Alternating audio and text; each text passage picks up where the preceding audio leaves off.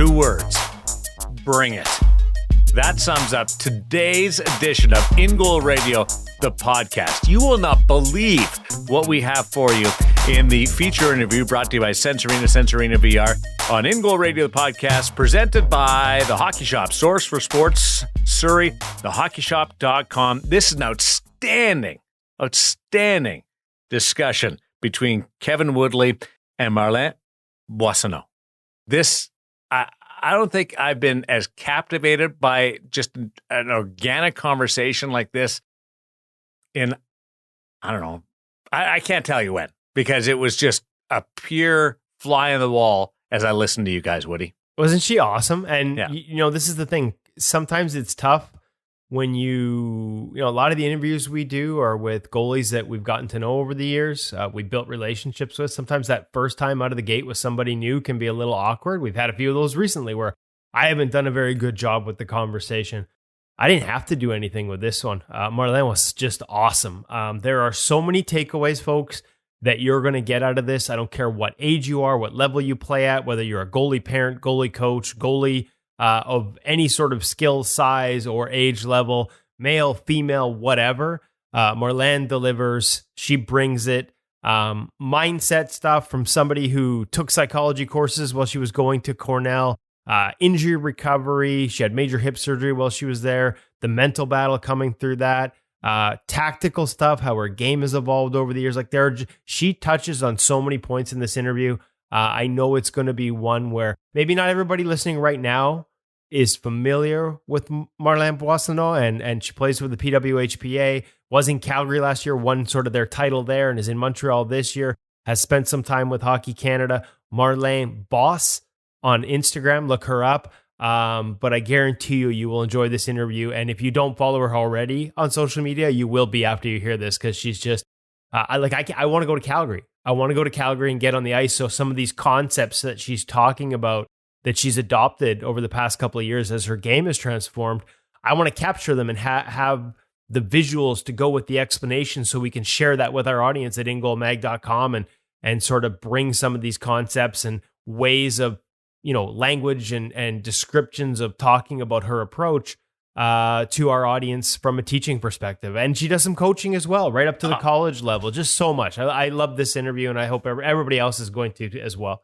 Part of Hockey Canada, the under-18 program, then went pre-med, and now in mid-20s, it still has aspirations on the national team and the Olympic level in that program as well. There's a couple of things. One, picking up gear during the pandemic, and did so through the National Hockey League and Juuse Saros. We'll get into that. And then is it the 3 levels of the stance, or how is that phrased? 3 layers. The 3 layers of the stance. A 3-layer stance. Maybe the best description of being ready for a shot that I've heard, looking at it from the side instead of through the goalie's eyes.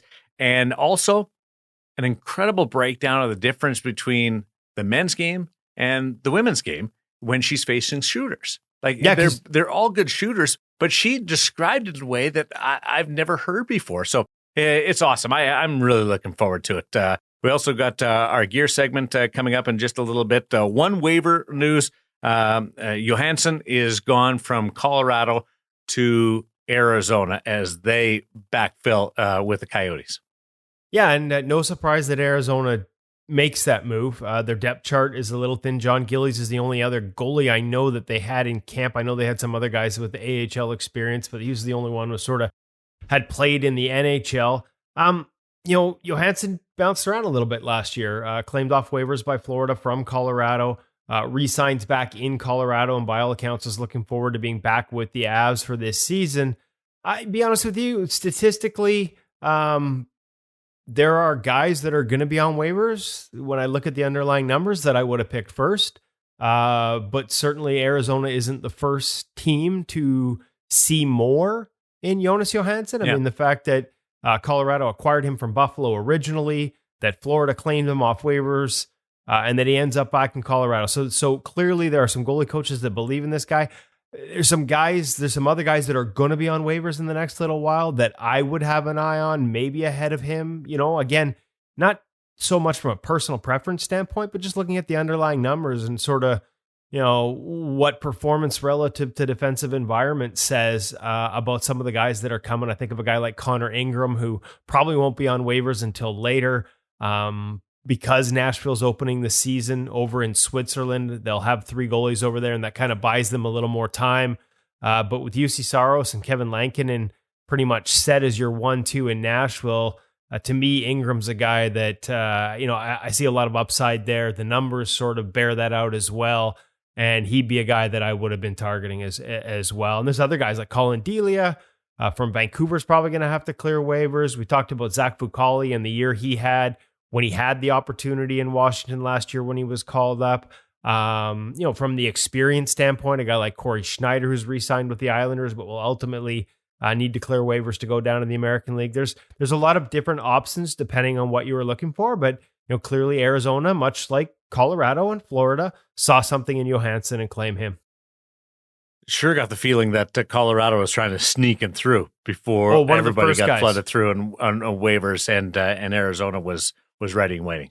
Yeah, no, and one of the first guys, and that's usually a sign that you're trying to get him through. Try to get him through before other teams potentially run into injuries and maybe more teams have a need. I think, frankly, that lesson was learned by a lot of teams the year that Toronto lost both their goalies. And I remember saying at the time, like, Toronto's like, oh, I can't believe we lost both their goalies. I'm like, well, if neither one of them had a chance of sticking, and they didn't, it was foolish to wait as long as they did. They needed to send those guys down earlier. By waiting so late in the waivers process, more teams ran into injuries. They ended up losing both. To me, I remember all this sort of like, oh, everybody targets the Leafs and waivers, and hey, maybe there's something there because they do have a great deal of depth in the organization. But when it came to that move that year with goaltending, they had nobody to blame but themselves for waiting so long. And I think that's exactly what you saw. It didn't help Colorado this time, but you're seeing teams that really want to make sure their guy gets down there, send him early. Yeah, a couple of clubs have done it, and I like the idea too. If teams are waiting to see what they have, maybe they don't put in that claim right then. They wait on it, and they let their own camps sort out. So, or I mean, it's another week. It's another week, and another, like, for some teams, another 3 games of the preseason where you could run into an injury. Absolutely. We've got the Hockey Shop, source for sports Surrey, thehockeyshop.com gear segment. Cam has been very busy lately. He was down here in Vegas. Bauer World. Yeah. What a perfect little bit of timing. I tried to set him up with you, but evidently he was enjoying himself far too much in other parts of Vegas for you guys to connect. And hey, perfect bit of timing here. We have actually caught up with Cam at past Bauer Worlds for our gear segment, like live on location. Yeah. But I find it frustrating for myself, and it probably is for the audience, because Cam's down there as a buyer for the Hockey Shop and source for sports. And he's getting to see all the new stuff. And he's telling us about it, but he can't tell us about it, right? So he's like, yeah, I'm seeing the new stuff, but he's not telling us what the new stuff is. And I'm so that's what Bauer World is, just to explain it for everybody? Bauer World it's a giant showcase of everything that's coming. And it's also a make good, take care of our customer type of weekend. So they have a good time down there for 3 days. They socialize. They see the new stuff. They talk about where the game's going. Some of the new I mean, we've seen Bauer push the needle. How many guys are now in the Connect skate around the league to start the season, including Spencer Knight with the Florida Panthers, who just did a little teaser there. We should have him on the podcast in the next couple of weeks. Got that all set up. Yeah, Bauer World's just a chance to sort of see what's coming and see where they're trying to take the game, and they're a company that pushes forward that innovation. And speaking of where the game's going, if you're a goalie who feels like you need a little more protection in there, the gear segment this week is a Bauer product. It's for you. It's the Bauer Mach Chest Protector. And if you're thinking, hey, Woody, we've done the Bauer Mach Chest Protector. Not this one. This one is the Hockey Shop Spec. It is beefed up in all the right spots, thanks to conversations that Cam has with the goalies that come into the store. And then he has these conversations with Bauer. And because he's at these events and he knows that he can get the special orders. So we get into that. We get into custom options for Bauer chest protectors. All of the above in this week's gear segment at the Hockey Shop with Cam.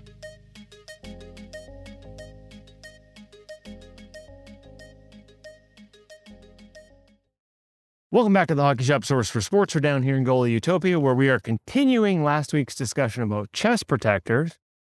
Last week we did fitting. This week, we're moving on to the Bauer Mach, and you're probably asking yourself, but Kevin, you already did the Bauer Mach. Well, we didn't do this Bauer Mach, baby, because it is THS Gold Spec. Stitched right into the back. Coming at you live. Hopefully that was in focus and not just a giant pick of my butt. It's stitched into there to the back. THS Gold Spec. Cam, what the heck is THS Gold Spec? What have you done to this unit that makes it better, different, better for some than the regular Bauer Mach unit? So limited quantity, special edition. For those who like your exclusive kind of thing, this is definitely an exclusive unit. Beefed up forearm, beefed up bicep, Beefed up shoulder floaters. pretty cool custom blackened. So basically, this is a Mach chesty. Yes. With more protection. Yes. How much more? Much more. We're going to get a bat out and test it on me?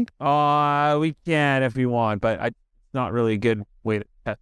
Okay, so who's ordering this? Who's this for? Like, I know, like, as a beer leaguer, as much as I like to pretend the shots are hard, the reality is I'm getting away with stock. What sort of age To a bit of a ranges, degree, yes. levels?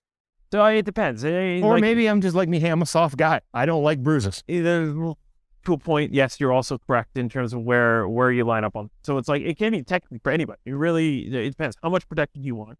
What is your level of comfortability with being hit versus how much you want to feel through that chest? It's pretty small for me. So for you in particular, yeah, 100% I'd be recommending this to you. Let's get you armored up as possible. Obviously, you still want to be able to feel the puck, know exactly where it is, what, every unit can provide you to a bit of a degree. But again, we don't want to get things like that. So if you're wearing a stock pro unit, You find you're still getting those bruises through, then yeah, 100%. Let's look at a beefed up unit. Watch. for example, I got right here. So, Or you can order custom. we'll go to the custom in a sec, but just walk me through, like, where in the arms is the extra protection? Where in the shoulder floaters is the extra protection? How much? I don't feel like it's limiting range of motion. Yes. I feel like it's sitting. Now, obviously, it's a little tough because I'm sitting down, so it pops up a little bit turtle shell style, like every backup goalie in the history of the NHL. But I was playing with it earlier, and I felt like there was really good mobility in this. Yeah. So, I mean, again, like we're focusing on that forearm, which is that common area, especially making out to insert save. You're getting that So in hit here, right here. That's Correct. beefed up. Also with that shrug up, which includes now bicep as well. Now, the nice thing about that Mach chest protector is that you do have that slide plate. So this isn't any thicker than it already was to begin with. It's just this pad up here that now gets that beef up as well. Okay. And Shoulder floaters. shoulder floaters. Once again, common areas you're being hit, those shrug saves, especially higher up in the collarbone. It is the entire floater has been beefed up itself. But, again, where it really focuses on, especially, you're coming up for that higher up save, that kind of shrug save. That's where that beef up is really going to help give you that coverage and extra protection. Is that a stock unit right This there? is a stock unit right For here. me? You can even see the difference. Yeah, side by side. significantly thicker up here than It's there. pretty much double. And yet it Yeah. doesn't, like I said, doesn't feel like it's restrictive in terms of And movement. this is a great Bauer call out because of those mobility of the Mach arms stock off the wall. Yes, we have added protection, but we still retain that good flexibility and feel with Mach. Really push forward as well. Okay. THS Gold Spec, limited edition. Yes. Not a ton in stock. So if you're interested in this, make sure you give Cam a call 645-898-8299 or 1-800-567-7790. if you've got any questions about this unit, or if you're not fast enough and you watch this a month later and you're like, oh, he's sold out. Bauer Custom. We've hinted at it before. We've talked about it before. All of these options that Cam has incorporated in this THS Gold Spec are options that you can order custom, Cam. You Correct. can get So the most common custom options: beefed up arms, Yes. beefed up forearms, Yes. beefed up shoulder. Yeah. Those are all available through the Bauer Custom program. Yes, that's correct. What other options are available? Because Well- I noticed this Hyperlight, a very popular chest Exactly. protector, and I'm like, That's not a hyperlight arm. those aren't Hyperlight arms. This is a Mach arm. So we can play a little bit of mix and match with this as well. So in theory, yeah, it could go Mach chest, hyperlight arms, Bauer Pro chest, a bit of an older model that's kind of hovered in the background a little bit, based off of the older 195 for those that are savvy. For those that like to NXG. throw it old school. Exactly. So we can start mixing, matching there. I can now play with the arm length and dial that in even a little bit more. So besides It's about fitting last week. Your custom fitting, custom arms. Yeah. So besides having it just as like large body medium arms, I can go large body, medium arms, minus a couple millimeters as well, especially form. So we can, in theory, further dial in that fitment specifically for your, as well as the additional protection. And of course, custom graphics. You talked about the nice look you've got on this custom chassis. Custom graphics are available in Bauer as well. Yes, you have the shoulder floater to play with. Bauer DigiPrint, when the pads come down to the shoulder floaters themselves. So I've got this area to play with. I've got that area to play with. There's already been some cool designs already floating out. Exactly. So you come up with it. We'd be able to manufacture it. All I need is a little bit of a sketch kind of drawn out of what you want. Last part, we talked about mixing and matching arms, different parts from different models, beefed up protection, custom graphics. These aren't things that where you can go to a website and click. These are all things that they need to contact you, and there's a special order sheet, and you can walk them through the specs and questions about how those specs might mix, how they might play. It's all sort of got to come through you at the shop, right? Correct. All right. We already gave you the numbers, folks. You can find them at thehockeyshop.com if you've got any more questions. If you want to have one right away with the beefed up protection, they've got them here. If they run out, because I expect they're going to run out quick, remember you can always get custom orders through Cam, both beefed up protection, custom graphics, mix and match, you name it. The beauty is Bauer's really developed their new lines. We see it in the pads too. Guys mixing and matching features. Correct. From the Supreme line and the Vapor line, mixing and matching strapping. It's kind of one of those things that just with every new iteration comes new options, but it doesn't mean you have to go to the new option. I love it. You find your taste or your game.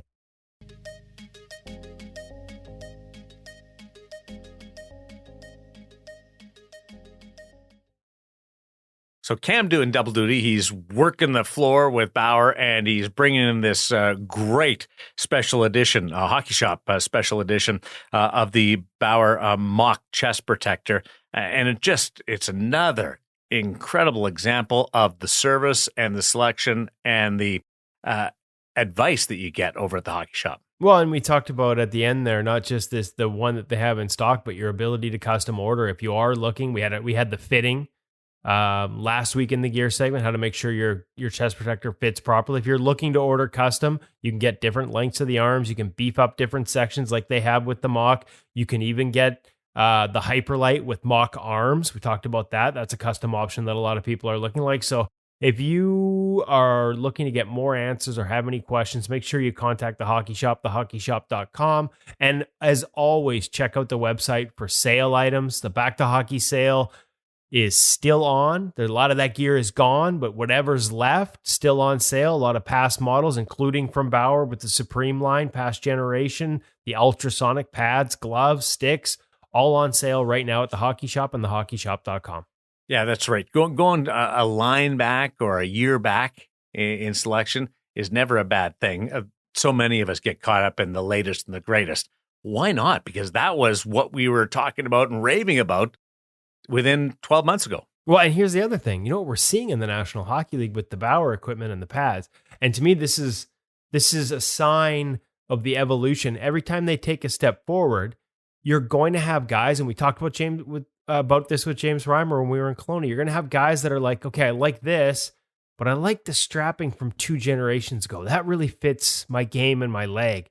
And you're seeing this in the NHL now, right? And so if you're a guy or a girl that liked the ultrasonic, the strapping, the setup, the thicker boot, that stiffness of that pad, now you can get it on sale. So not everybody, you find something you love and they make changes. It doesn't mean you have to adapt with every change. There are a lot of guys in the show that are still using maybe not the entire previous model, but bits and pieces from previous models. As Bauer adds more and more of these options, you're seeing more diversity among the pro ranks in terms of how they combine them on their pads. And sometimes that means using some of the, maybe not the latest and greatest. Sometimes that means using something from a generation or two ago. And at thehockeyshop.com, that means you get it on sale. I'm using a generation and a half ago. Well, not generation, maybe 2 years ago. It's a pro return set of the chesties. And I won't say the goalie's name, but he must have freakishly long arms because the arms are crazy long. I'm always like trying to poke it. I'm gonna have to talk to Cam about it. I don't know whether you can mix and match arms. They were doing that a couple of years ago with Kineski, right? Yes, you have a lot of guys that have the CCM chest and the Kineski arms. Yeah. Although the CCM improved the flexibility in the arms of their NHL model as well. So a lot of guys have now just sort of kept all CCM. So it's fascinating to see that. Does it strap in? We talked about with the fitting. Like, can you adjust the arm length at the top? You cannot. So it's in this sewing one. in. Yeah. So I looked at that first. That becomes a Cecil project at that point. Yes. That's not a Cam project. That's a Cecil project. And that's a good chance for us to remind people that they do custom alterations. Not only is Cecil one of the great skate sharpeners, he can get you the right profile, the right sharpening, different types of goalie profiles on there. But he also does a lot of sort of custom work with gear repairs, strapping. If you need some custom modifications, make sure you check them out and talk to Cam, talk to Cecil, talk to the Hockey Shop and thehockeyshop.com because they're really good at that side of things too. I want to get to my favorite person from New Brunswick. Easily. Marle and Boissonnault. Coming up in just a minute, our feature interview brought to you by Sensorina VR, but some cool things happening over at Sensorina. And I have to get on this, the concussion sort of almost baseline type. Baseline test. It's not, I guess you can't use it as gospel, but it's a great resource. Yeah, no, and they've added it to Sensorina. You can now sort of test for concussion using a baseline, establish a baseline, go through the baseline testing. If you take a puck off the mask, if you catch a chicken wing from somebody going through the crease and they spin you sideways and leave you loopy, going back and going through the concussion testing that's now a part of Sensorina and Sensorina VR will allow you to see just how cognitively easy. See, perhaps I would not pass my baseline right now, Darren.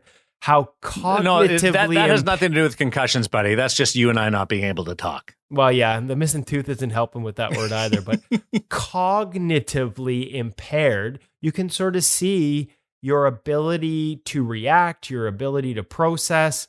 You can compare it to what your baseline. You establish your baseline by running the test at the beginning of the season, and if you're worried about it later on, you can go back and compare it and see if you are sort of suffering some cognitive impairment and whether you should be back on the ice. And is it a solution in terms of curing it? No, but it's a great way to get like I said, they use it in the National Hockey League level, establish that baseline, and compare it later to know whether you're at risk and whether you should be back out on the ice. So you and I have both suffered various blows at different times. One of the first things I thought of was I wish I had a baseline to compare to, just to maybe match some progress or chart some progress that I'm making. I'm going to do this in the next 2 days. It's just a no-brainer to get on top of this for the cognitive side of it, because I wanted to match you with cognitive usage. I was just going to say I wish I'd established my baseline back when I could say the word cognitively. Awesome stuff with Sensorina VR presenting this feature interview. One of the most enjoyable, and again, I'll use the word organic, discussions between two people about our position. She's a self-proclaimed goalie nerd, but incredibly intelligent. And you'll find out about dark-colored pads because her dad was an engineer and he was also a goaltender, and growing up without a goalie coach. It's incredible how many layers that are on this. Including a 3-layered stance. Enjoy, yes. Folks. There's so many layers, it even has a stance layer, or 3 of them. Really excited to welcome to the In Goal Radio podcast, Marle Boissonnault from the PWHPA. What do we call it? We just call it Calgary. Introduce it for me. Yeah, it's the Calgary hub, essentially. There's 5 hubs, and there's 4 teams. I play for Team Harvey's this year, which ends up being localized out of Montreal, but I train out of the Calgary hub.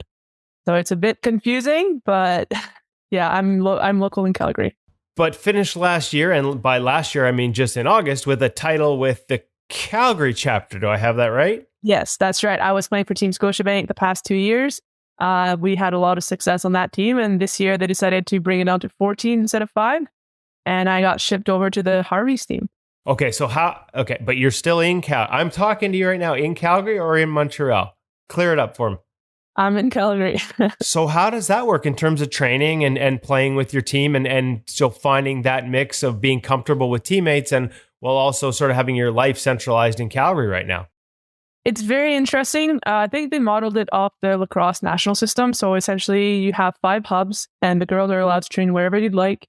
And every weekend or every weekends that we have games, everybody gets flown into the location or the region of the showcase or of the games of the weekend. So ultimately, you will be playing games with your teammates, but you don't necessarily practice with them.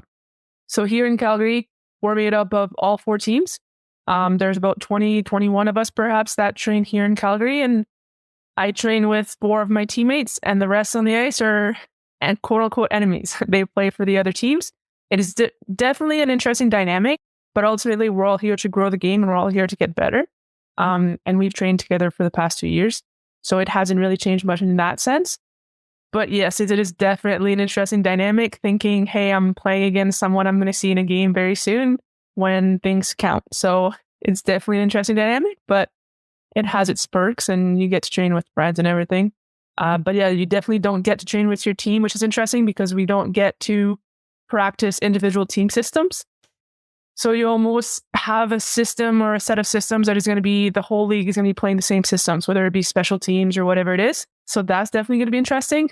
But outside of that, yeah, it's just your friendly competition. And when you get to games, it's just rivalries. Okay, so here's a question that we hear a lot at a lot of different levels of goaltenders. When it comes to systems, does it matter? Like how much of your reads are based on the system and how much of your reads are based on knowing and trusting what individuals do within a system? And how would that affect a year like this year? I guess you don't know because you haven't really started yet this season, but have you thought about that process at all? Does it make that big a difference as a goaltender reading off what's going on in front of you? I think as a goaltender, yes and no. Like I came out of Cornell, right? I went to Cornell, and at Cornell, every week we would break down the systems of the teams we were playing that weekend. So say we were playing Yale and Colgate that weekend. We would break down their game from head to toe in terms of PK, power play. We would study it for the week. Comes the weekend, we knew how to play it and everything. And as a goaltender, you knew where the shots were going to come from or where the main threats were going to be.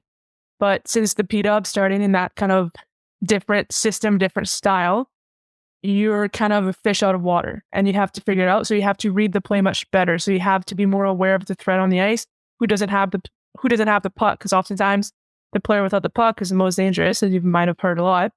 So you have to be aware of where are the opponents, where are they on the ice, and kind of study your own game within the game while it's happening live.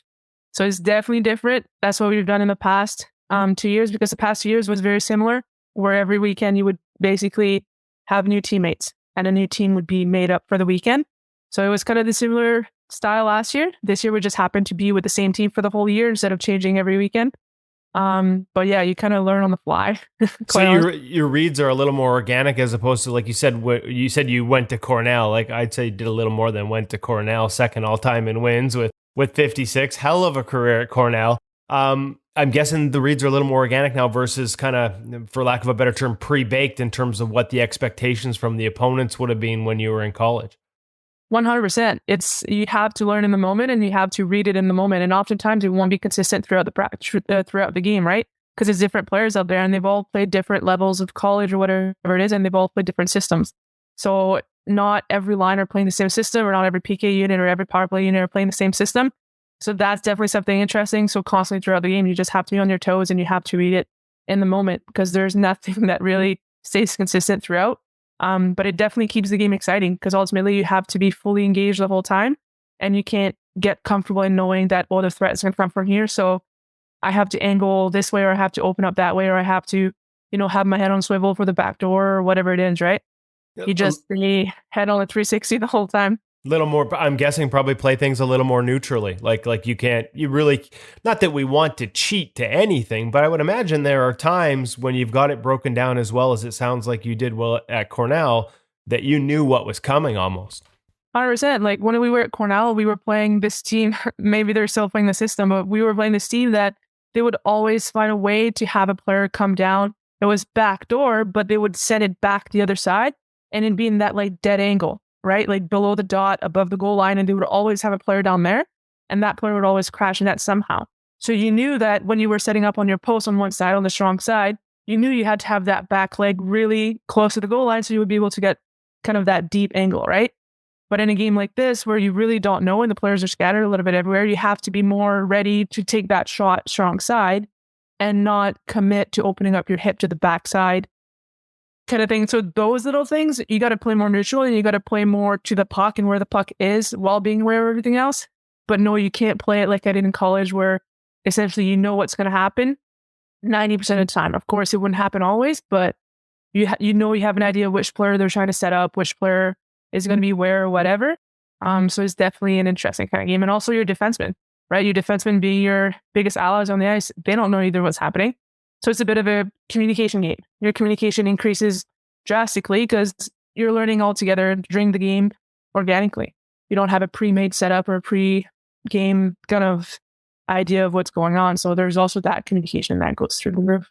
Now, is that a communication, like obviously in game as well, but something, do you work on it when you have such a limited time? And again, I'm asking you questions about a season that hasn't started yet, but like, do you envision yourselves having sort of chats with the defenseman pregame, or is it just, conversations constantly going on during the game about what you're seeing and hoping that it matches them? Like, we hear a lot from coaches, head coaches and goalie coaches about the importance of communication. I guess the question I'm asking, as a goalie playing at this level, how do you approach it? Like, to make sure that even when you use certain phrases, the rest of your teammates, defensemen in particular, know exactly what you mean.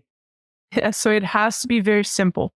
Quite honestly, that's what I noticed in the past 2 years, and that's what I've learned most from it. It has to become so simple because you don't have time to set up a whole dictionary of words that you're going to use. So say you go behind the net, you set up the puck. My 3 cues that I do is up, over, and set, right? Set basically being what the players tell me. And ultimately, I get the big end of the stick where if ever I see something else fit, then I get to play the puck or whatever it is. But up being you pass it back to strong side, over you pass it over to your defenseman on the weak side, and you set it up for them, ideally on their strong side, right, on their forehand, and you go from there. But ultimately, you have to keep it simple because if ever you want something a little bit more in depth, like we had in university where you develop, years of development with your teammates, then you can have a bigger list and you can set up whatever you want and whatever language you want to have. But what I noticed is when it comes to these events, it's quite unique where you have to have a very short list and you have to communicate a lot. So in front of the net, if you can't see anything, you have to let them know. You have to have those different cues, can't see, and you have to be extremely vocal during the entire game. And ultimately, I think if you go to any of those PWHP games, you'll hear the goalies being very vocal. Probably in the stands, you'll hear them because you have to be very loud, very clear, because you've never played with these players sometimes, and they've never played with you. So the clearer you can be, the most consistent you can be throughout the game, the better it's going to be. But yeah, no, we don't get a chance to practice that because even in practices here, we'll practice breakouts. We'll practice those things where communication happens, but it's not your teammates, right? It's your opponents. And so come game time, you don't get to use those with those teammates you just practice with, right? They're playing on the other side, a different color jersey. So, and they also know what up, over, and set means too. So that's what I'm saying. This year is going to be quite interesting because we're pretty much all going to be playing the same systems. It's going to be very interesting to see because if we're all playing the same systems, then it's going to be extremely competitive because you're going to be able to read the play in that sense. But also you're going to have a lot of room for creativity and people to get out of those boundaries and try things that are new. But yeah, it's definitely, in terms of communication, it's a very, very unique kind of setup that we have. Well, Marlene, at least it might work if you just go French on the up, over, and set or leave. That might at least provide a little advantage on anybody like myself who barely got to the grade 12 French. I'd be lost. So at least you can go with that one. Well, and we're playing for Team Montreal, or at least I am, and there's a bunch of Frenchies on there. So I'm sure that, hey, that might be a good idea. I'll pitch it to our coach. So I understand you. I want to go back a little bit, rewind.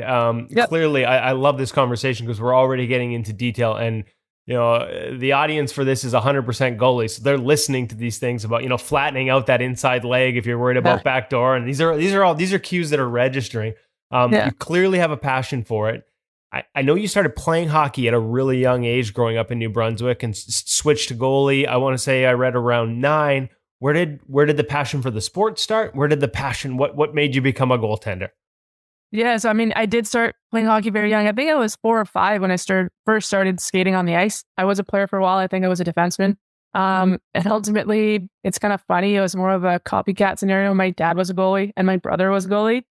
And I was kind of jealous at that time where I was seeing them kind of getting to wear the cool gear and getting to, be unique and be that kind of like special player on the ice or special goalie on the ice. And one day I asked my dad, like, I want to do it. Like, I just was kind of being a little bit jealous. And he figured, why not? Strapped me in the pads and I fell in love with it right away. I think it was not my second year that I did the ultimate transfer. And I've never looked back since. I really fell in love with it. There's just something about it where you get to do the crazy saves, you get to do the crazy stuff. And goaltending to me was just, I fell in love more and more ever since. Now, does the gear passion remain? Like the gear was cool. Are you a gear geek? Oh, yeah, okay. I'm a gear geek. I actually just designed. This is kind of a bit of an exclusive little thing. Oh, we like those. I just designed my gear for the year, and I'm playing for Team Harvey, so it's a navy and orange colors. And I don't know where this podcast can be posted, but I decided to go kind of simple. So I don't know if you know about me, but I've always had white gear. So usually that was my go-to thing. But this year being a year where we have official colors, I decided, hey, let's switch it up. Let's keep that kind of like respect to my style. So I kept it pretty much fully white, but I went with the inside of the pad fully navy. So like where you slide, and then every CCM kind of accents on it, all orange. And then, so it's really, really cool. It has this like unique feeling. The glove has some cool navy on it, some cool orange, but like white base. Blocker, same thing. And I'm sponsored with Sherwood for sticks. And very similarly, I went with some orange and navy, and I'm still designing the bucket. So the helmet is one of those like extra special things to design. I'm still in the middle of it. But yeah, I have my new gear set up. This past year, I had to wear bright yellow gear for the whole year, which was a very big change for me because I was used to wearing simply white. So going color was a big step. Now, was that a sponsorship thing or was that a set that arrived? It's actually kind of interesting. It's a funny story. So, Saros? I was going to ask if that was the Saros set. Yeah, because I'd heard rumblings you were wearing Juuse Saros' equipment. Yeah, so if ever you've seen the gear close, you'll see his name is on it. So essentially during COVID, when everything kind of shut down with factories and whatnot, I was in touch with CCM and I said, hey, like my gear can be made and my gear has been worn down. I'm on the ice quite literally every day getting hundreds of shots. So the gear wears down really, really quickly. And CCM went above and beyond, and they basically said, hey, we'll look in the NHL who has the closest specs to you because these guys have spare sets. And they said, hey, he has spare sets. Would you be willing to wear? They called it gold gear. So I said, 100%. Like, I need something to keep myself safe because I was starting to get bruised a couple places. And they sent it over, and I opened it, and it said Saros on it. So super thankful they helped me out there. And yeah, I've been wearing it for a whole season. And I think this year, obviously, I'm going to have to make the switch, but I mean, hey, Vezina Trophy finalist. Like that's not a bad gear to get. Exactly. Like hopefully he rubbed up a couple things on me. I mean, we were very successful last year. We finished number 1 in the league, so maybe that's why we ended up doing so good. So okay, so I got to ask about. You said signature gear for you is white. And obviously, like you said, you ended up wearing bright yellow gear. I mean, those are in some ways in the debate over color or not color. And we get it here a lot in Vancouver. The goalie coach I cover here in Vancouver most intimately is Ian Clark. And his goalies do not get dark colors on the outer rolls. He thinks it frames the pad and shows the shooter in a split second where the pad and the equipment ends and the net begins potentially. And whatever split seconds we can get in his theory, we take. So that's the rules here. Where does the all white come from for you? Is it a performance thing? And obviously the yellow, like we all know the story of Marc-Andre Fleury and the yellow, and then the optometrist telling him that yellow's the color that the eye recognizes the most. So now you've done both. Does it matter? I mean, you're talking about a year development too. I had 1 year development going into the yellow, so maybe I just became a better goalie. So maybe that's where I had a little bit of a slight advantage. But ultimately, the reason why I went white. So my dad is an engineer. My dad's a very smart man. And when I started wearing gear, he said right off the get-go, if a player is in front of the net and they're looking at the net and behind there is white and the net is white and the ice is white and there's snow everywhere or whatever, he said, go white. Because ultimately, like you said, the pad is not framed. So that stuck with me ever since my dad told me about it. And I just kept with it. I'm very big on having those kind of not rituals, but those kind of like meanings behind things. Everything I do has a purpose. And for me, getting white gear had that purpose. I never wanted to go with a color base just because of that reason. And when I had Saros's gear, was there a big difference? Maybe, maybe not. It was a very much so of a hybrid season. So there was a lot of goalie sessions. So it was definitely more of a development year. But I think, I don't know, it's hard to say if there was a big difference. But would I ever go to full color? No, I don't think so. I think it'd be a hard sell for me to go full color or black or whatever it is. I think I'll always remain with a white base just because I do strongly believe that there's that extra edge where the player looks up for half a second because the game is so fast now. The player looks up for half a second and all they see is white, white, white. They're just going to send it to the net versus seeing black, black, black and seeing exactly where the holes are, right? So my dad is the one who put it in my mind, and I know him as a very smart man, so it always just stuck with me. And there's the white gear, and that's the reason behind it. And it's stayed as a staple ever since. I love it. I love it. So you start goaltending because of your dad and your brother and jealousy, as you said, and gear. So all the good reasons, Yeah, 100%. What role in terms of mentorship, coaching? Like, was a point where you started working with other coaches, or was your dad and your brother sort of your early goalie coaches? We're in a generation now where you're doing coaching right now, and I want to get to that as well. But kids have coaches at 7 and 8. Who were your early sort of inspirations in terms of teaching? So I never actually had an official goalie coach until quite late in my career, and I'm saying like almost high school, and even there it was very temporary. I was seeing David Alexander, who's with the we Blues. know David. Yep. So I was seeing him every summer, every now and then, for a session or two or a couple here and there. So he came into the picture pretty late, but he was a big part to my early on stage development. Outside of that, quite honestly, I did not have much of goalie coaching at all. My dad started himself a couple years probably before I did. And he started a little bit later, but he loved the position. So he and I studied a lot, and he learned before me a couple of things, and then we started learning together. And we would just try things here and there. But I never really had that goalie kind of teaching stuff. So it was a lot of learning on my own. And if you would see clips of me in high school and middle school or whatever it is, I cringe looking at those videos because there's no style. There's no structure to my movements. I pride myself on being an athletic goalie. And I think that's what got me through high school and to the next systems and to the next levels above that. And then once it got to a very competitive stage, being university or whatever it is, and I had that goalie coaching, then it became much more of a fixed, whatever crazy style I had. I used to laugh a lot because people would refer to me as like a Martin Brodeur style, where you don't have a style, but you stop the puck. And then since I moved here to Calgary, Brad Kirkwood kind of became my official goalie coach, if you will. I was on the ice with them a lot, and I still am to this day. And he cleaned a lot of it up. So if you look at me before when I moved to Calgary and after I moved to Calgary, side to side, it's a completely different goalie. But yet, I managed to sub the puck in both places. So, I mean, and you have a silver medal at the World Under 18 Championship with Team Canada, gold medal game overtime against the United States. Were you still, to use your words, the Martin Brodeur goalie at that point? I really was. I honestly didn't really start changing my style to a more efficient and more energy saving and more high quality style until I moved to Calgary.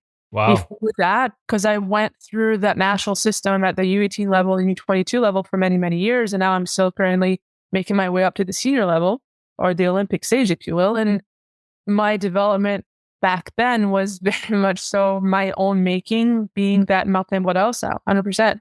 And then since I moved here to Calgary, yeah, it completely changed on a dime. Like I said, if you were like, I looked at clips from before I went to before I moved to Calgary, and it's like I say, it's cringy to look at because I became such a big kind of detail oriented person. Maybe that's because of how much I became into the coaching side.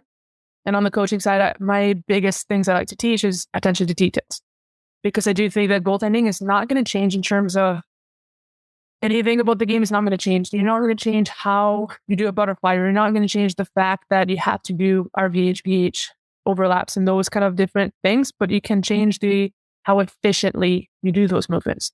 Or like a T-push, a shuffle, they're always going to be a part of your game, but how efficiently can you do it? So a T-push, for example, if you're going from one side to the other, where's your weight? Is your weight distributed on that back leg, being the leg that cranks and you kind of push with, or is it on that front leg?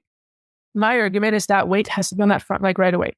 As soon as your head gets to the puck and as soon as you make contact with that puck with your eyes, then your body moves and that weight is fully on your front leg, right? And to me, it makes me get there much faster. First of all, I get there faster, and when I get there, I'm already set because I'm not on that back leg and I don't have to transfer that weight onto my leg exactly. And when I get there, I don't feel as wide. My stand workload in Calgary was so wide, and I had hip surgery in university because of it. I grinded through my hips because it was so wide, and the hips are not meant to be so wide. So when I came to Calgary, K9 saw that right away, and he fixed that right away because he said, that's not efficient. You're not going to be set. You're not going to be balanced enough. So we fixed that right away. And holy, I feel much more energized. I have much more energy in the crease, much more comfortable, much more efficient. There's a bunch of details to my game that I really took time to develop. And I still am developing it. There's a few things about my game that I'm still not satisfied about and probably never will be, but there's still parts that can be evolved. There's a couple things, a couple threads I wanted to pull on there in terms of the T-push and the movement and the width. But I did want to ask, before we go to sort of some of the newer things that you've evolved, because I love how detailed the descriptions are, as much as you chuckle at old you, do you think there's any benefit to have had to go through that stage where you were self-taught and where you had to survive on instinct? Because now that you add the efficiency, you still have the instinct.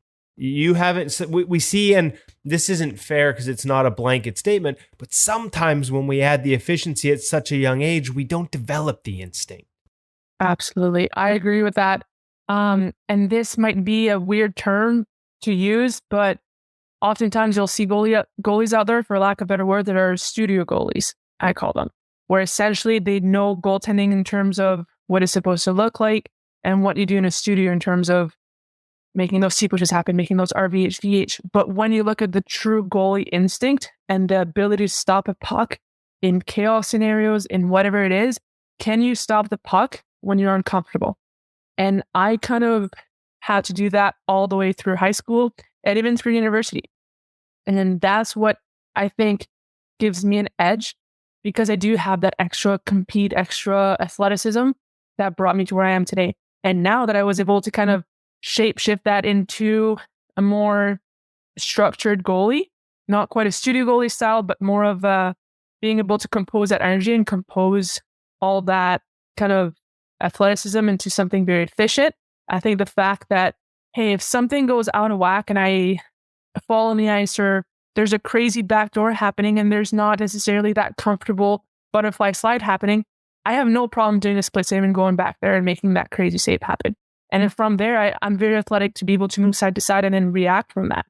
And I think that only stems from being self-taught and finding ways to stop the puck without technically knowing how to stop the puck, right? So definitely, I think that there's a lack of athleticism happen. Mind you, I do think that there's room for goalie coaching to be happening, because I think at a young age right now, it's so incredibly competitive, especially here in Calgary, being a bigger city with a lot of goalies. I think there's a great edge to developing goalies and having them learn that pretty young. But definitely, I think that it's a fine line between becoming a studio goalie and really developing that athleticism to yourself. And I think I'm pretty fortunate that I was able to be very athletic and grow up that way. And eventually, thankfully, have K9 and step in and kind of clean that up so I don't have to go through another hip surgery or whatever it is. And yeah, athleticism is huge. I don't think you'll find any goalies in the NHL that aren't genetically or, athletic by genes. I think it's just what it takes. Now, as you were developing these instincts, did you study like other goalies? Were you watching? Was there anybody that you watched and tried to self-teach any of the technical element? Obviously, like you said, there weren't foundational changes until you got to Calgary, but were you trying to, like, somebody must have taught you proper leg recovery, for example, something which sounds like such a simple, every kid starts with it, But I remember when I started doing this job in 2004, half the NHL didn't. And yet I would go watch 12-year-olds and they all did it, right? So if you're self-taught and you have no instruction, like how'd you pick up on things? Where were you looking for those examples outside of your dad and your brother? Yeah, I mean, my dad was definitely huge about it. My dad is very intuitive. So things like that proper leg is something that he taught me very quickly. And soon at an early age, when my parents saw that I had some potential and I was really loving the game, they found not goalie school, but summer schools where players would go to train in the summer and goalies would go as well. And I would go to these camps. I remember one was in Quebec and one was in PEI. And back then, I didn't learn English till grade 10. So I was French till then. And I remember going to PEI, not being able to speak English. And so not being able to fully communicate with the coaches. But somehow there was that goalie communication where they were able to kind of point places and kind of teach me the way to do it by example. And that's where I got a bit of information. And I was able to go through my seasons and just put that together and realize that. And then in Quebec, obviously being very French, then I was able to really be a massive sponge for a week and just learn a ton from these coaches. And that's where I think I got a snippet of information. And then I was able to apply that through my season. But that was only like a week here and there, a summer here and there. And then my dad ultimately was the one I remember coming home we used to go to these camps and we would go in a motorhome. And I remember coming in the motorhome because we were camping there.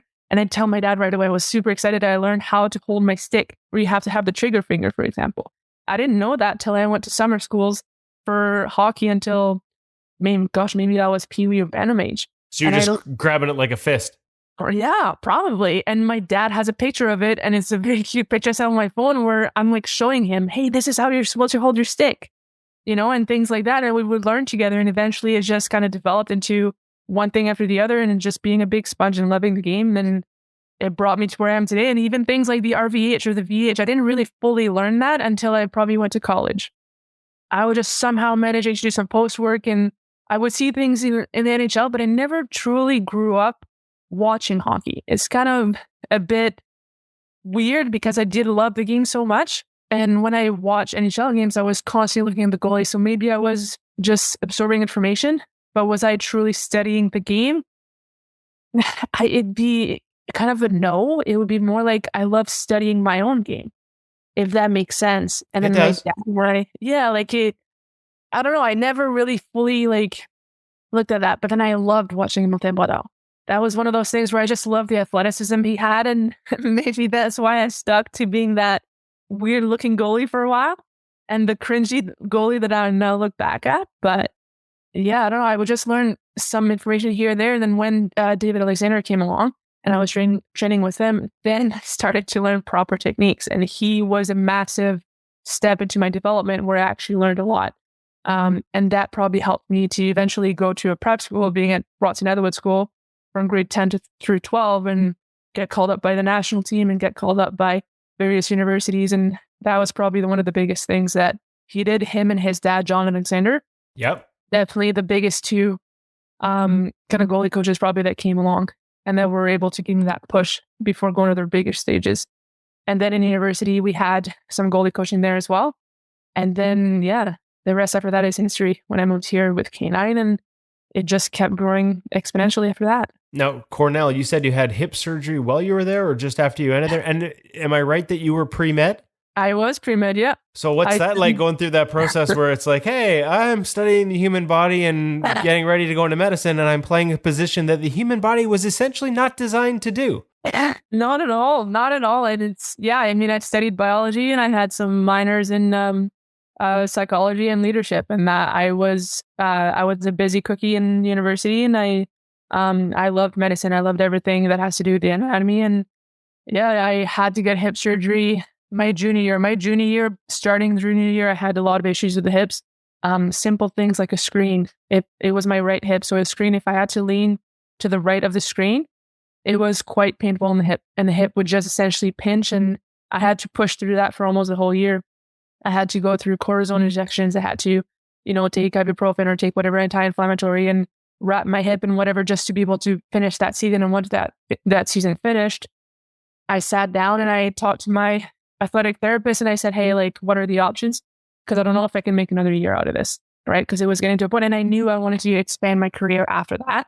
So I knew that something has to happen. And in university, I was very blessed to have a system there where you can get surgery and it's essentially covered by the school. And there's a lot of rehab that can be happening at the school. So I decided to stay at the school for that summer. And Katie Harris is our athletic therapist at Cornell. She's still there currently. And she was a blessing. Like you wouldn't believe it, just an angel that was able to help me do that rehab. I had surgery in early April, and I managed to start the season in October. Wow. And from there. But it was a very, very hard summer. I had to sacrifice conditioning. I had to sacrifice lower body strength and things like that. So when I came into the season, oftentimes during the week, I couldn't practice because I had to be able to play the games on the weekend. So sometimes I had to sit down with the coach and be like, it's either I go through 4 practices this week, or I do 2 practices, maybe 2 half practices, and I just play the games on the weekend. And it was just a lot of that throughout the year. So I did lose a lot of, physical development that summer. But after that was done, then I was able to move here to Calgary and just keep that moving forward. And when I moved here, I started training at Winsport at CSI, and they were aware of that hip surgery that I had and that development. But it was a lot of catching up. I had to sacrifice a lot of that lower body strength and a lot of that conditioning, if you will, because I was not able to weight bear. I was on crutches for X amount of weeks, things like that. So that senior year at Cornell was very difficult, but hey, it was one of those challenges that I really dug deep and made it work. And we went to the Frozen Fours that year. It was something absolutely insane. And we ended up doing severely much better than the 3 years prior. And our team was extraordinary. And we ended up doing something very phenomenal, even though behind the scenes, I was struggling with a hip recovery. But yeah, ultimately, that was something that was just a big, sticking to the wheel. And it's something that I had to struggle with for a couple of years after. Even when I came here to Calgary, it was still adjustments. I wanted to ask a little bit. You mentioned psychology and leadership courses as well. I'm guessing the psychology courses or whatever you took from a psychological standpoint, you probably put it to use by the sounds of it as you were going through this. We hear a lot about mindset, whether it's on the ice or in that case off the ice, and how you get through a long-term injury. Are there any takeaways from the lessons you learned taking those courses that you applied that you would share to others who are maybe going through, similar struggles with a long-term injury in the road back? 100%. So I'm actually behind the scene. I'm a bully nerd, but I'm also a nerd in the books as well. So when I study psychology, I love to read anything and everything that had to do with the mind. And truly, the mind is so much more powerful than the body leads it to be. Because I think ultimately, your mind is your biggest strength. There's no muscles stronger than the mind. So I think if ever you have the mindset of just trusting the process and understanding what it takes to get to the next level and just being patient and all that, it's really crucial. And for me, what I think helped me the most was really just knowing that my body would do the work that it needs to heal. And all I had to do was make sure the mind would stay as strong and as efficient as it was, if not more. I read a lot of books throughout university and a lot of books when I moved here too, when COVID happened. And I strongly would suggest to any goaltenders out there, any person in general, that study everything and anything you can to develop and strengthen your mind. Because like I said, it's your greatest asset. And when I went through that hip surgery, it was very much so about when I would be able to step on the ice again, I wanted to be the most mentally strong I ever was. So when it came down to those games and playing those games and trusting that the hip wouldn't be painful, because sometimes you go in those movements and all you remember is the past year of, hey, if I make a split save with my right leg extended, it's going to hurt like a mother, right? But that senior year wouldn't. So having that mindset of just kind of ignoring those negative thoughts or ignoring those like kind of hesitation moments was huge. So I think developing my mental game was something that was my greatest asset into having a successful season and then moving forward into the national system or moving forward into the WHBL afterwards and onwards.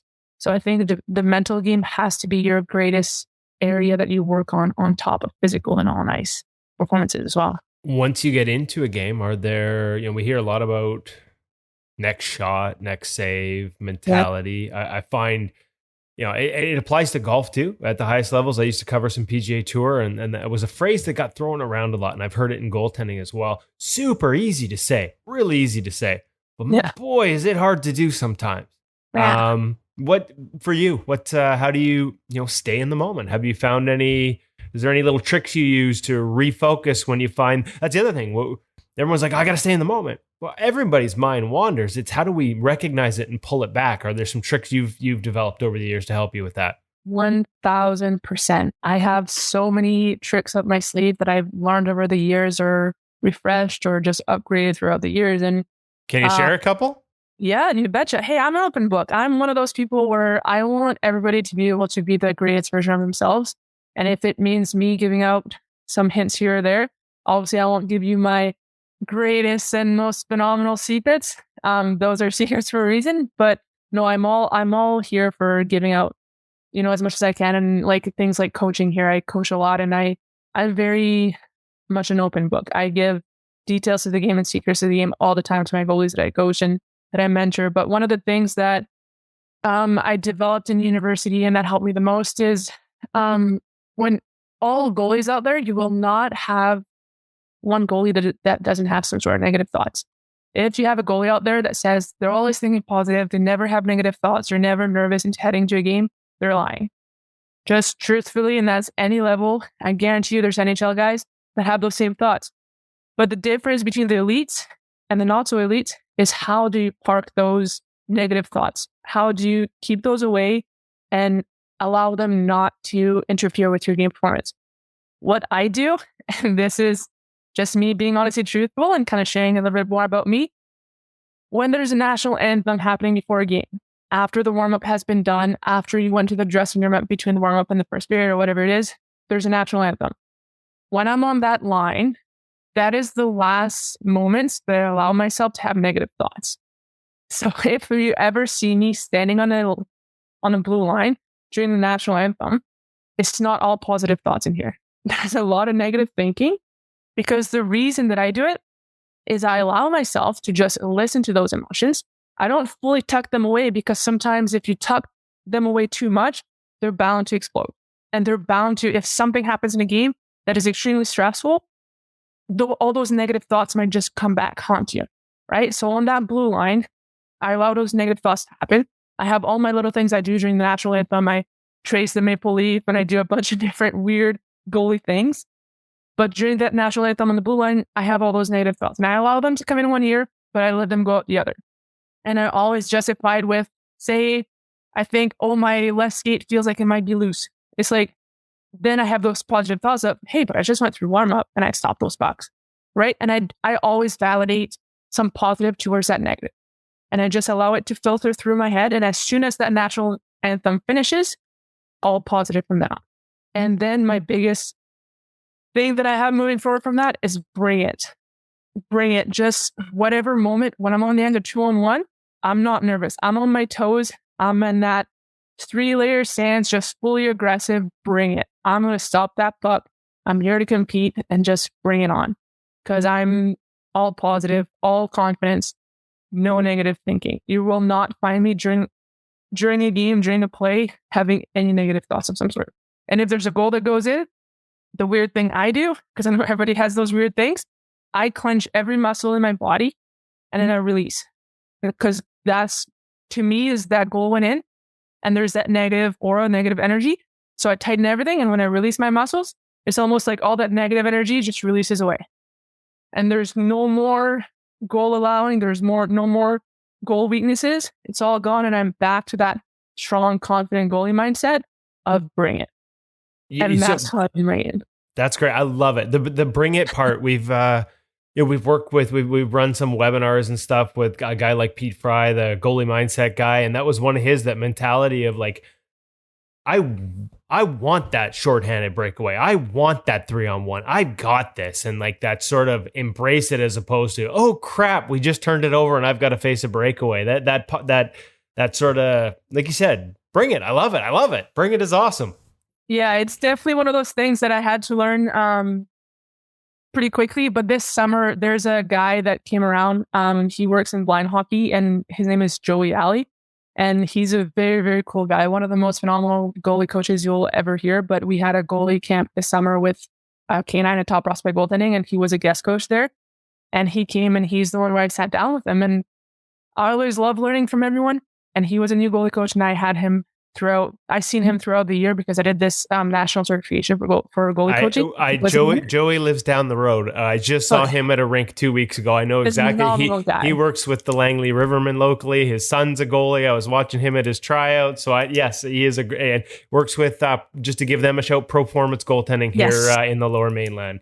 Exactly. So with him, I sat this summer, and he's the one. Him and I, we really constructed and expanded that idea of bring it. And we really made it kind of my own mantra. And obviously anybody's willing, if you want it, take it. But for me, it's my own. I see it as my own, where it just, when there's something going wrong, or say something feels weird during the moment, or something happens, because everything and anything on the planet can happen during a game. You can have one of your teammates get injured. You can have whatever, something happens, whatever distractions. But as soon as I tell myself, bring it, it always brings me back to that confidence, 3-layer on my toe stance, and I'm just fully ready to make that save. So just one of those things where Joey just, made it go above and beyond this summer. So that's another shout out that you can put out there, because there's great guys everywhere you learn from. And like you said, I've been much so as a kid, and always will be, and always looking to improve my game in that sense. That makes you the perfect In-Goal Radio podcast guest, because that's what we're all about. A lot of our listeners we hear a lot from parents that listen on the way to the rink or way to tournaments with their kids, and they're always looking for insights like that. So it's awesome. Now, you talked a little bit about narrowing your stance and not being so wide. And in that last answer, twice, you mentioned a 3-layered stance. So you don't have to, if it's, like I said, there are some things that you keep for yourself, but I'm curious what a 3-layer stance is. We've, here in Vancouver, and again, to go back, Ian Clark has a 3-stance system, different points on the ice, your narrower, middle, and then into save execution. I don't know if that's a similar thing with a different name, but tell me what you mean by 3-layer stance, if you don't mind. No, I'm more than happy to share it. I mean, ultimately, game of goaltending, I think it needs to be shared. Yeah, I think that's how the game evolves. And if anybody's nervous about sharing some information or sharing some things they learned, then it just makes them nervous and makes them afraid that somebody else is going to, get better than them. So I don't have any issue sharing things like that, because I'm confident in my game. And hey, if you think you can outbeat me, bring it. Bring it. I love it. So what is it? What do you mean by a 3-layer stance? Yeah, so a 3-layer stance essentially is when you're on your toes. So your blade is divided into 4 sections, as the way I explain it. So the first section is your toes. The second section is that kind of ball of your foot. Third is like that arch of your foot, and your heel is being that fourth. So in 3-layer stance, you want to be on that first, the number one place of your skate being the toes. Then the 3-layer stance after that comes from, if you look at a goalie sideways, you have the stick, the gloves, and the body. Okay, so those are the 3 layers you have. So if ever you're aggressive, your layers should be significant and very prominent from the side view. So if ever a goalie is on their heels, or if they're standing on that 2-3 part of their skates, oftentimes you'll see their gloves coming back, or you'll see their stick coming under their gloves. So they will not be able to make that save in front of them, because when you make a save, you want to make a save in front of you, right? As soon as you make a save behind you, then you have this whole other can of worms that comes up, which is called box control. As soon as you make a save to your side, or as soon as you make a save that is not in front of you, you're opening that box and you're opening your net, right? And you're giving yourself more of a chance to get scored on. So if ever you are on your toes on that part, one of your skate, and your stick is in front of your gloves and your gloves in front of your body, you are in that 3-layer stance, and you're putting yourself in the best position to make that save. And ultimately, that has to come with narrower feet. If your feet are wide and they're wider than your gloves, for example, you are committed to that angle and that angle only. Because should that pass be made, you are not in a position to be able to adjust. Yeah, you're locked in. No, because a lot of goalies will argue that, hey, I'm able to move, I'm able to do whatever. If that's the case, if they think that their wide stance is good enough, put them on the 45, just facing the blue line where it meets the boards, and have them do a T-push to the other post, and see how long they take to turn around and make that movement happen. Then put them in a narrower stance just outside the shoulders, and they'll see a world of a difference. And also, you'll be taller, right? Where you bend will change. You'll be more of a hip bend, knee bend, ankle bend, whatever it is. And it will not be so much about opening up your feet wider and just putting all that pressure on your poor hips and maybe having to go through hip surgery one day. So that's where the goalie stance breaks down. And that's a bunch of things that I learned here in Calgary. Brad Kirkwood is one of those guys. If you haven't had him in goal, he's one of those guys that, gosh, he knows more about the game than I think any other humans I know.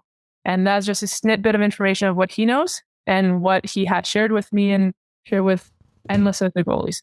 So he's one of those goalie nerds as well. And that's just one of those little tiny details of the game that he knows and that he shared and that I share with my goalies that I coach. Because I think ultimately, if you're putting yourself in that three-layered stance on your toes, hey, you're setting yourself up for success. Love it. Now that perfect transition to coaching. What's it been like? Now you're working with, it's not like you're working with, well, walk me through it. SAIT, Okoto, you're working with some very high-end programs. Yes. What's the transition from playing to coaching? Like how long have you added the coaching side of it? I mean, just listening to you talk and break all this stuff down, it seems like a pretty natural fit. But like, was it a process? Because knowing something and being able to teach it are not necessarily the same. There's a process there. So yeah, walk me through who you're working with and what that process has been like. And has it made you a better goaltender as I ask all the questions at once? 100%. So when I moved here, K9 kind of took me under his wing and he offered me a position to coach because I had a big passion in hockey and goalie coaching. And when I moved here in Calgary, I didn't want to go to med school right away. I graduated with a pre-med degree and I knew that I wanted to expand my hockey career being on the national team and on the PWHPA program. And so I decided to just find some kind of job here to kind of put one and one together in between and just kind of connect make ends meet and whatever else. So he took me on as a goalie coach for TPG, being top prospect goaltending here. And I started working with a bunch of goalies from very young age. I call them the try goalies, where they just try to be a goalie for the first time, all the way through university. And through that, I became very passionate in coaching because ultimately, I think it makes me a better goalie in a sense where sometimes I'm in a game or I'm in a practice and I'm like, holy crap, I got to listen to myself. Because for a goalie, I'll tell them like, you got to do this. Your glove has to be in a certain way, or, I'll help them with their stance. I never change a goalie. I only ever give them tools to add to their toolbox. But sometimes I got to add those tools to my toolbox, right? Or if I tell them or I share with them different things, sometimes I only find that it expands my game because I think a great goalie will have a massive toolbox. That's what I think is the deciding factor between a phenomenal goalie, a studio goalie, and just a player. Right? Someone just dressing up one net. Because I think ultimately, if you're able to pick and choose save selections and whatever you need in a game, then that's what is going to make you the best goalie because you will be able to make a save and you will be able to be successful no matter the situation you have in front of you. But that being said, after I was with K9, I had a few opportunities that rose from that. So that being working at Olds College, right? Here an hour north of Calgary. I had the opportunity to start working with Edge School, a big program here in Calgary. Then I had the Okotoks AAA girls reach out to me and they wanted me to be their goalie coach as well as their defenseman coach. Because being a goalie, you know a lot about the defensive side of the game. So that's something that got expanded there. I got to work with different spring programs, the Hurricanes being one of them, just a female girls program. And then a bunch of other different things being anything from privates to team sessions through TPG. And TPG ultimately was the biggest kind of open door for me to be able to open all those opportunities up. And I fell in love with the game and I was able to work with goalies, like I said, from very young age, all the way through university, guys, girls, UFC, whatever it is, and just develop that game to a whole new level. And on that note, I was able to also work with a bunch of different goalie coaches. He has a bunch of coaches that works for his program. And so I became very, very close to all these coaches and I was able to open up some opportunities to learn from them. And then from that, a few doors open where I was able to get in touch with at Edge. There's a guy there who had access to NHL players on the ice that needed goalies. So I was able to go out with some NHL guys and face some NHL rubber for the summer, right? Or some junior guys and be able to do that and develop in that sense. And then recently the Hitmen got in touch with me and they wanted me to come out to their sessions when they have some players that are sick, right? Or sorry, goalies that are sick or injured or whatever it is. I was able to come up to those. And yeah, so when I moved here to Calgary and had K9 kind of invite me to do that. And when I was able to get on ice and everything, doors just kept opening after one or the other. And I always kept them open. I'm always one of those, like I said, coaches that are willing to share whatever and anything I can. I love the game and I want to share that love for the game with anyone I can. And ultimately it led me to great places, being coaching in these phenomenal organizations and places. And getting to go on the ice with some of these guys in the WHL and on the NHL level. So yeah, so goalie coaching has only opened doors for me and made me a better goalie because ultimately the amount of things you learn and that there's left to learn is endless, right? So, yeah. The WHL, the NHL shooters, you've already faced the best women shooters in the world. Their practices, the style of attack, I don't just mean shots, I mean just the style of play, the style of attack. Were there differences you noticed? I mean, it's just a practice environment, but so it's not like a game situation in terms of reads, but were there things you noticed that were different? Most certainly. I think both games are very elite in their own ways. I think that's the beauty of getting out there and watching women hockey, because you will not see anything like it. It's a competitive game. It's a strong game, and it's very different, yet very, very similar to the men's game. In the men's game, what I noticed the most is the shot releases from the player. They will release the shot much differently than women, in the sense where their shot releases will be much faster.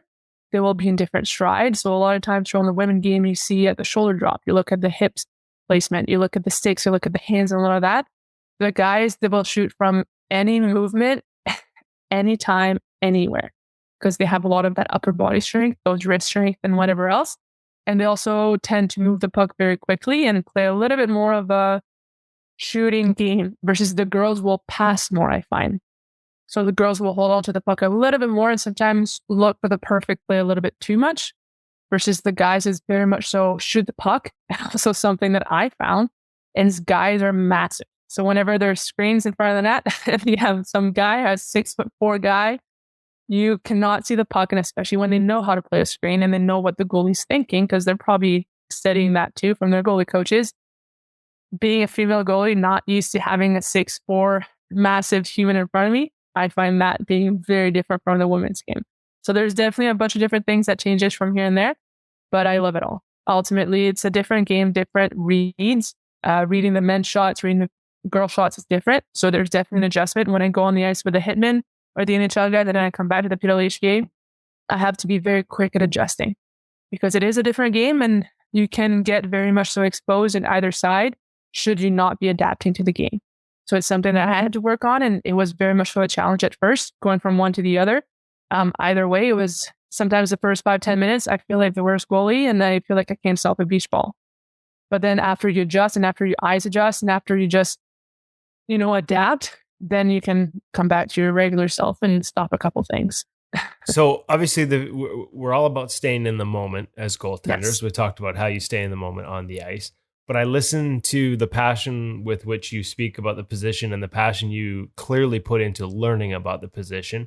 I know you're still playing and still playing at a super competitive level and still want to, but have you thought about as much as you've already been through pre-med at a prestigious school, does goalie coaching as a career? I remember having this conversation with Shannon years ago, and it wasn't where she wanted to go. It wasn't what she wanted to do, but I guess maybe there's part of me that's just waiting, when are we going to have our first female goalie coach in the National Hockey League? Because the question, there's a lot of goalie coaches in the National Hockey League that didn't play at even close to the level you've already played. It's not a prerequisite. It's just you need the passion for and the ability to teach, and it's pretty clear you've got that. Is this something you've thought about at all, or am I just dropping a bomb in the middle of this interview here?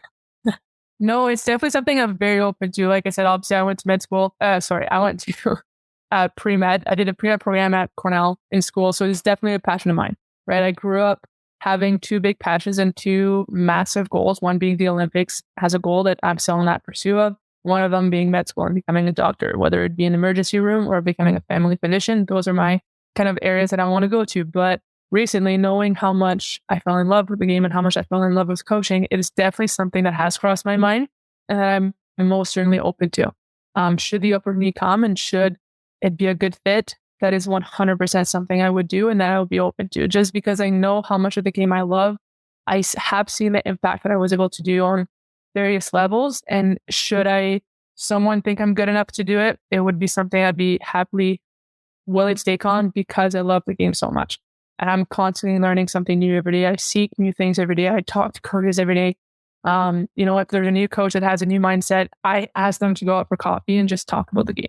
I'm very much so a goalie nerd, and I love learning new things and I love trying new things. And something that I find that is very cool that I get to get right now is I get to go on the ice, try things, and then go coaching and talk about it. And especially when you get to go with the older levels or older ages, when they have kind of entered their goalie nerd phases where they know a lot about the game. Then you get to talk to them and go back and forth, right? Because like I said earlier, there's no one way to stop the puck, right? There's a million ways to stop the puck. So if you can know those million ways and you can expand that toolbox to your maximum, you're only making yourself a better goalie. So I'm very much so open to learning anything and everything I can and sharing it. And should that become elite enough and should that become significant enough and, good enough to teach on the pro level, being in the NHL or whatever it is, more than open to it. And it's something that I have thought about and would be definitely a dream come true. But ultimately I got to finish my dream playing first and go to that Olympic stage and, create and fight for a better professional league for women. And then from then on, when I do decide to hang up the skates or maybe in parallel, should that work, then it is something that I'm more than open to doing. I love it. Sure. I love it. So last one, and I'm famous for last ones because I think this actually would apply perfectly for when that opportunity comes. Yep. You gotta tell us why it's Marle Boss on Instagram. And this is also a reminder that everyone, it'll be in the show notes to make sure to check out her Instagram account. But the nickname is Boss. So that screams story to me, although it is possible that it's just people like me that struggle to pronounce any last name that's more than one syllable. So what's the story? So the story goes back to my very first year being recruited by the national program. I believe it was maybe 2013, 2014. We had a goalie coach named Joe. And Joe approached me before goalie practice, one of the very, very first sessions I did with the national team. Comes up to me, and I'm very new to the system, so they don't know me. They don't know how to pronounce my name. I'm very much so still a Frenchie at that stage because I'm still just in the very beginning stages of learning to speak English. And he's asked me, how do you pronounce your name? And I say, it's Marle Boissonnault. It's very French. And I realize over the years, if I say my name too quick, sometimes people will hear it as Boissonnault. So I very quickly got changed from Boissonnault to just Boss.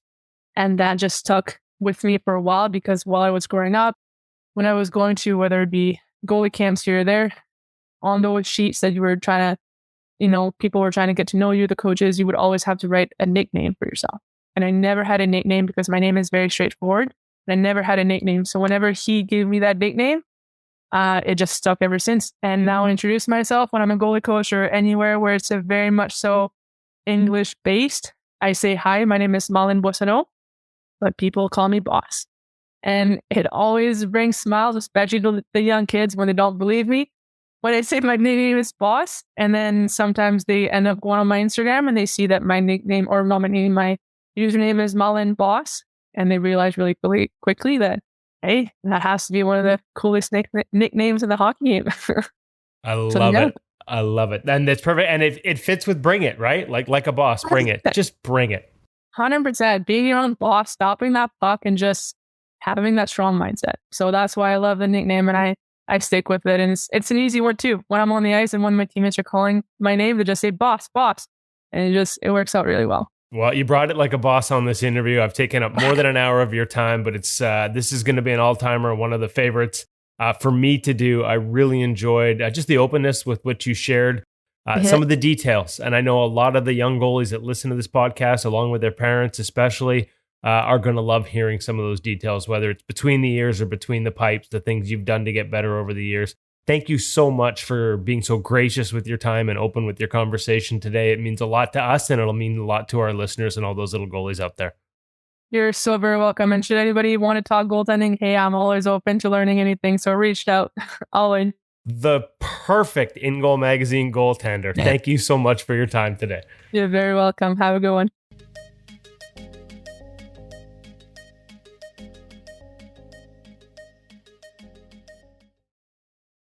I would look down and go, oh, are they coming to an end? And then there would be another thread. And I'd say, don't end it now. There's another thread here.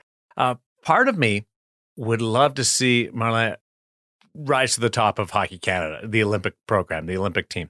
And then the other side is like, no, I want to see her become the goalie coach of a National Hockey League team. She didn't shy away from that. No, and you can tell when you talk to her, like she's obviously she thinks about the position in a way I think would translate very well to that. And I remember we had this conversation, it was years ago now, with Shannon Sabato. So, like, hey, where would it, once you're not playing, if you want to stay in the game, which way would you go? And I think for her, she was looking at maybe being an equipment rep at the time. But the way she thought about the game, and she was ahead of things technically at that time, I thought would translate. And Marlene's the same way.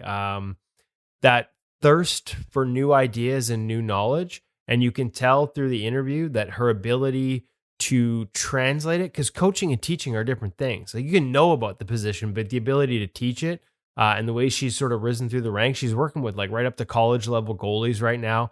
And she's still playing, and coaching is new to her, and she's already having the success on that side of it. So clearly she wants to keep playing. You want her to keep pursuing those dreams. But I think when she decides, or if she decides, that goalie coaching is something she wants to do in the future as well. I've said for a while, it took us a long time to get the first Finnish goalie coach in the National Hockey League, and now we have a Finnish Stanley Cup champion.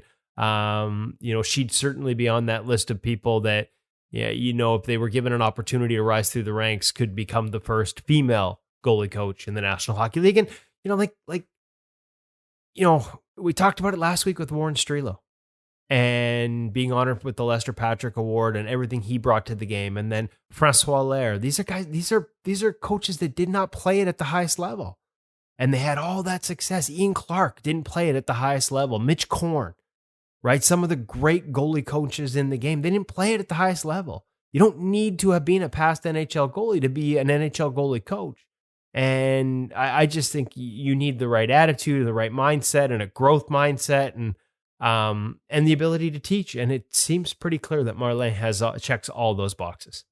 Looking at it from the side, if your glove and your stick and your body are all sort of in line, then you don't have the 3-layered stance. You got to have that stick. You got to have it separated. The hands out in front, and then the body on that first quadrant of your skates. Like, there's just so. And the other part was the wide stance and trying to do a turn and shuffle across, and how she described that.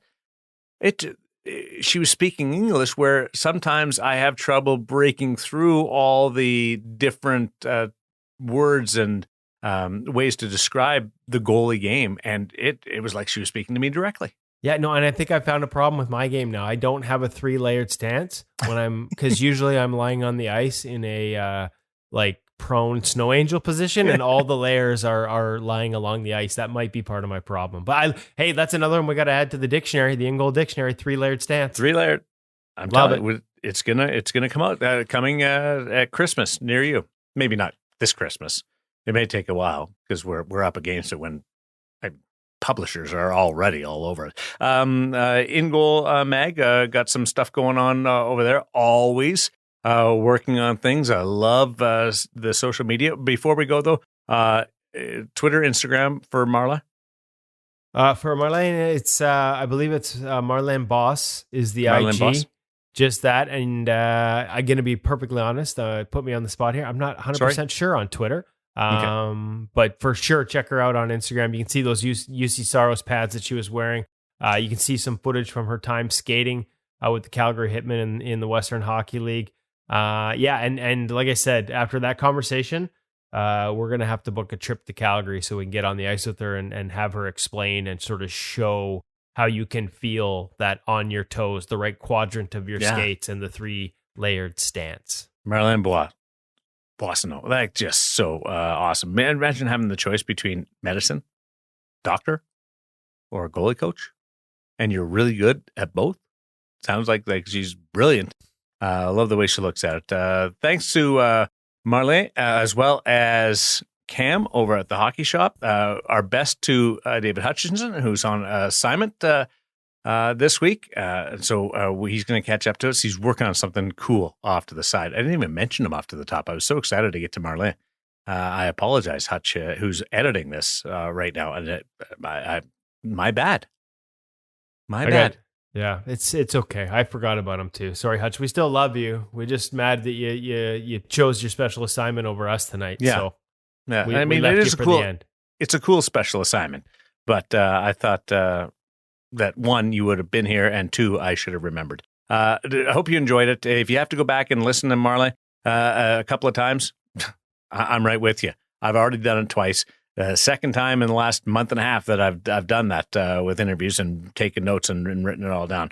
Appreciate it, Marle, as well as Cam, as well as of course, Woody. Thanks to you as well as we journey through this wild world of goaltending. Opening night in the National Hockey League coming up on the eve of it when we talk to you next on In Goal Radio, the podcast.